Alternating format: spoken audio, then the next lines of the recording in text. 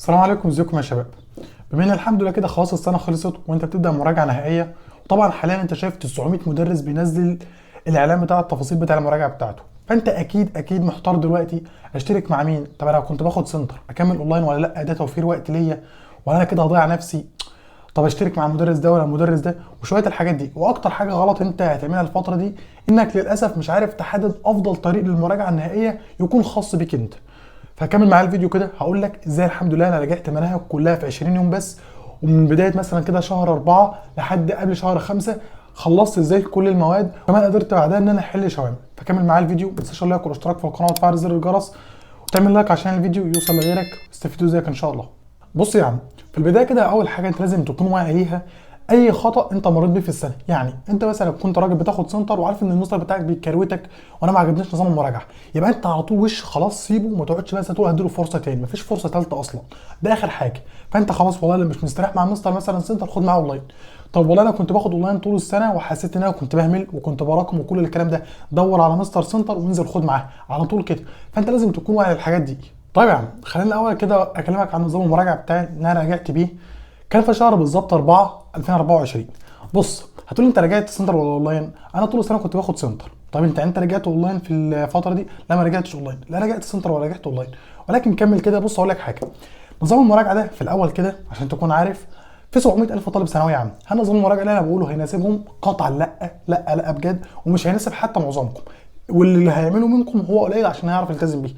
ولكن برضو الحته الايجابيه في الموضوع ان انا هقول لك في اخر الفيديو كده ازاي تستفيد من النظام بتاعي حتى لو انت مش هتطبقه بنفس الحرف. هقول لك ازاي لو انت بتاخد سنتر تطبق برضو النظام بتاعي، ولو بتاخد اونلاين برضو ازاي تطبق النظام. بص يا عم، انا كان عندي 7 مواد وكنت باخد سنتر طول السنه، انت عندك 5 مواد. فاصلا النظام اللي انا بقول لك عليه ان شاء الله لو في حد منكم هيطبقه زي ما قلت هياخد منه اصلا مراجعه المنهج 16 17 يوم بالكتير اصلا ويكون خلص المنهج.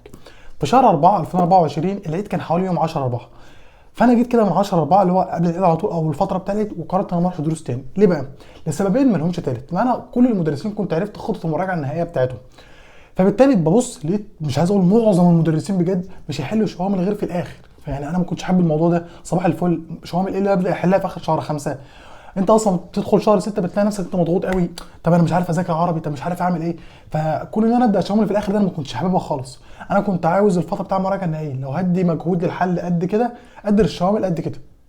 فانا قررت وقلت والله خلاص بقى انا هشوف طريقه، مثلا لو مدرس هيكمل الشوامل من الاول انا هعمل معاه. فلقيت حتى المدرسين اللي هيحلوا الشوامل من الاول هيخليك تحل بكرواته برضه. ازاي؟ يعني انت اصلا ما راجعتش اي حاجه ويقول لك خد حل مثلا الشاملين 3 المره الجايه.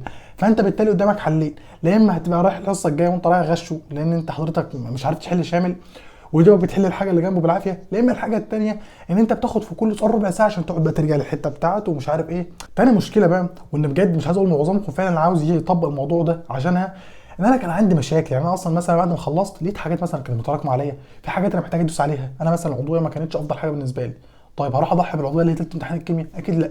فانا كنت عارف المشاكل اللي عندي في الفتره دي، فانا كنت ادرى واحد ازاي ادوس على المشاكل دي خلال المراجعه النهائيه. وثالث حاجه كمان ان انا حسيت ان المدرس مش هيضيف لي حاجه تاني غير ان هو هيكون بيتابعني في المراجعه النهائيه. يعني المدرس طول السنه شرح وشرح لي معلومات وعطاني كل حاجه، فانا خلاص بقى يعني اكيد مثلا مش هستفيد بالقدر الكبير قوي بالمعلومات زي ما انا هستفيد مع نفسي. فقلت خلاص بقى والله انا هقعد مع نفسي وقررت. طيب بص يا عم، نظام المراجعه بتاعتي كان كالتالي: ان انا والله العظيم مثلا قعدت من شهر 4 او نص 4 كنت خلاص خلصت المناهج تماما وخلصت كل المناهج.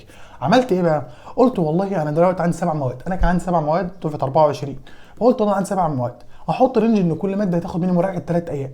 يا نهار ابيض، خلصت ماده زي الفيزياء في 3 ايام؟ لا يعني هو مثلا ماده زي الفيزياء خدت مني 4 ايام، الفرنساوي خد مني يومين، فاهمني؟ ولكن برضو المحصله كانت حوالي 20 21 يوم، لو انت هتخلصها في 16 17 يوم. فبص يا عم انا عملت ايه؟ قلت والله انا همسك الماده. طب انت تقول لي ازاي رجعت ماده زي الفيزياء مثلا في 3 ايام ولا ماده زي العربي؟ يا حبيب قلبي ما هو المشكله ان انت بتراجع، يعني كلمه المراجعه ما بتيجي في دماغك بتيجي في دماغك بطريقه غلط. بص يا عم، انا واحد الحمد لله ذاكرت المنهج كامل طول السنه، ذاكرت مراجعه، ذاكرت مثلا الفصل الاول فيزياء، الفصل الثاني فانا عارفه، ناسيه بس الحمد لله ذاكرته قبل كده. فانا من النوع اللي هو ما بحبش اسمع شرح كتير قوي، فكون دي غلطه برضو انت لازم تتجنبها في المراجعه النهائيه، انك تدي شرح كتير قوي في المراجعه النهائيه. ما تقعدش تقول انا ناسي الفصل بتاع الدعامه والحركه، افتح يا ابني مراجعه 10 ساعات نقعد نسمع في الفصل الاول بتاع الدعامه والحركه. انت بتعمل ايه بجد؟ ما تعملش كده. انت امسك الكتاب بنفسك الاول، وده انا كنت بعمل بيها، بمسك الكتاب بنفسي وامسك ساعتين كده الدعامه والحركه افرمهم بجد. كنت بخلص الشابتر وانا حرفيا حافظ الدعامه والحركه. ليه؟ اكيد ما انا كده كده فاهم كل معلومه، انا كنت مذاكره قبل كده. لو حته عصلجت مني قوي قوي وخلاص مش فاكرها دي كنت ممكن اسمع مثلا فيها مراجعه. فانا يا عم جيت بادئ ايه ماده مثلا زي الفيزياء او العربي او هكذا، جيت ماسكها 3 ايام عملت فيها ايه؟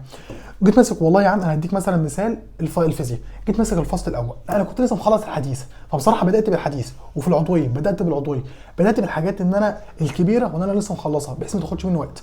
جيت ماسكها رجعت درس اول ثاني ثالث رابع وجيت مخلص العضويه خالص، خلصتها الحمد لله، رجعتها كويس، رجعت على المخططات اللي انا كنت عاملها بعدها كان معايا كتاب مراجعه نهائيه. انا حليت بالنسبه للحل الجزئي حليت يا دوبك هو كتاب واحد بس، قصدي في الحل الجزئي في الشوامل لا حليت يمكن 3 كتب كمان. فالحل الجزئي كنت خلصت العضويه، لقيت مثلا في كتاب زي الامتحان موجود 150 200 سؤال على العضويه، مسكتهم خلصتهم، السؤال الثاني الثالث الرابع بجد اكتشفت ان في اسئله ما كانتش موجوده في كتب اول السنه، فانا اكتشفت المعلومات دي. هتقولي طب انت دلوقتي لو كان بيقف معاك سؤال كنت بتحله ازاي؟ انا كنت جايب اكتر كتابين مثلا مشهورين لو اللي انا قلت لك اصلا عليهم قبل كده، اكتر كتب كده كده مليون في المية هتلاقي الحل بتاعها على اليوتيوب، فيوم ما كان بيقف معايا سؤال كنت خلاص بعمله على اليوتيوب، واعرف الاجابه واكتبها كده في الكشكول بتاعي. ولو الدنيا عصلجت معايا كنت بروح للمستر بتاعي كده كل كار الحصه اساله في الحاجات اللي انا عاوزها. فانا مش شايف ميزه للموضوع ده غير ان بجد اما انا قعدت مثلا خلصت كل ماده في 3 ايام وحليت كتاب، غير ان هو بجد اعطاني وقت كبير جدا الحمد لله ان انا احل شوامل. يعني انا من اخر شهر 4 او بدايه شهر 5 ممكن نقول 1/5 مثلا لحد بالظبط 22/6 او 15/6 شهر ونص كاملين انا بحل شوامل بس. فخلاني بجد المدرسين اللي بيحلوا لك 7 8 شوامل، انا بالنسبه لي حليت شوامل كتير، انا في مواد عديت ال 40 وال 50 شامل فيها، ماده زي الفرنساوي يمكن حليت 70 امتحان شامل شوامل كتير. هل اقول لك شرط تحل الكم ده؟ ولكن لا، انا بالنسبه لي كنت عايز احل عشان الشوامل بتجمع الابواب ببعضها وبتديني افكار ما كانتش موجوده عندي في اول السنه، فبجد ده اعطاني فرصه كبيره جدا الحمد لله ان احل شوامل كتير. وبص بقى ركز معايا كده في الكام دقيقه الجايين دول، اهم كام دقيقه بجد هتسمعهم في الفيديو، انت كده عرفت الخطه بتاعتي وعرفت انا رجعت ازاي. طبعا لو لسه ما عملتش لايك اعمل عشان الفيديو يوصل لغيرك ويستفيد زيك ان شاء الله. بص يا عم، اكتر حاجه انت لازم تعملها الفتره دي ما تعتمدش على المدرس 100%، ما تعتمدش على المدرس 100%. ليه بقى؟ بص يا عم، انت بتاخد سنتر، بتاخد اونلاين، بتاخد اي حاجه في الدنيا، المهم ان انت ما تعتمدش على المدرس 100%. يعني ايه برضو؟ يعني اي مدرس انت بتاخد معاه دلوقتي غالبا هتلاقي فيه عيوب، واظن ان انت عارف العيوب دي. يعني انت مثلا انت دلوقتي مش عارف ان المستر بتاعك مهمل في الشوامل، طب انا عايز احل الشوامل ازاي اعملها؟ هقول لك دلوقتي ازاي. طب والله المستر بتاعي مثلا مش دايس في الحل قوي، اسيبه؟ يا عم لو انت مستريح معاه هو بيحل كتاب واحد، حل انت كتاب واحد معاه، وزي ما قلت لك ما تعتمدش عليه 100% انك خلاص انا هحل كتاب واحد بس، لا حل انت جنبه كتاب واثنين وثلاثه وهكذا. فانت في المراجعه النهائيه محصلتك انت ومجهودك انت اللي بتعمله، ونضجك وتفكيرك لازم يكون اعلى من المدرس بكتير جدا، انت اللي بالاخر انت اللي عارف ايه اللي واقع منك. يعني اكتب كل، اول حاجه لازم تعملها انك تكتب كل المتراكم عليك. ازاي يعني؟ المستر بتاعك يا حبيب قلبي مش عارف ان انت واقع منك الكهربيه، مش عارف ان انت واقع منك اول درسين مش عارف في الهرمونات، فهو ما يعرفش انت عايش على الكوكب اصلا، فمش هيعرفش الحاجات اللي واقعه منك دي. فانت حاليا لازم تكون بجد تكتب كل حاجه متراكمه عليك عشان تبدا ان شاء الله الفتره دي تدوس عليها كويس جدا. طيب يا عم لا انا هاخد سنتر واخد اونلاين، ازاي استفيد اصلا من النظام ده؟ بص بقى ده اهم حاجه. هل انا ارشح لك انك تمشي بالنظام بتاعي؟